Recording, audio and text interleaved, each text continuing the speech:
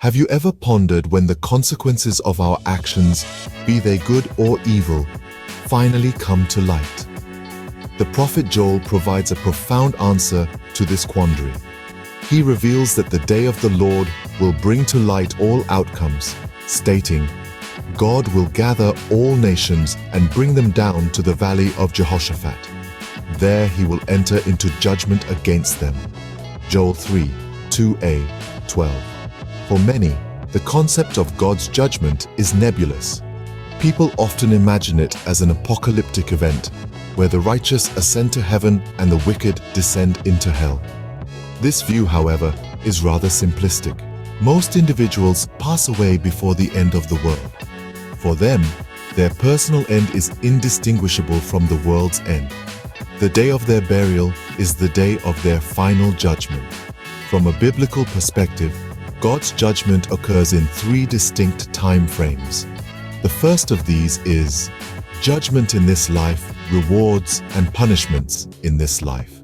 An example of this can be seen in the Acts of the Apostles, where Ananias and Sapphira, a couple who lied about the proceeds of a land sale, were immediately and severely judged by God, leading to their sudden deaths. The second form of God's judgment can be judgment in this life, rewards and punishments spanning generations. Many examples of this exist, such as King David, who committed adultery and murder.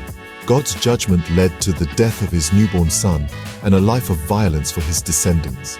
The final form is end times judgment, end times rewards and punishments.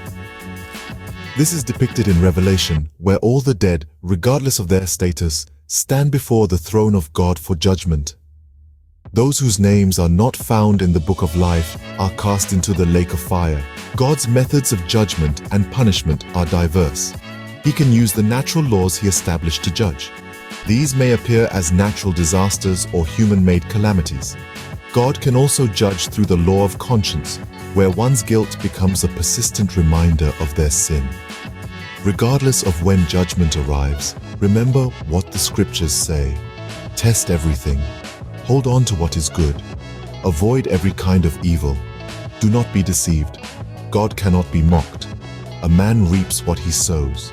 In conclusion, the book of Joel presents the concept of judgment not as a singular event, but as a process that unfolds across time, affecting individuals and generations alike.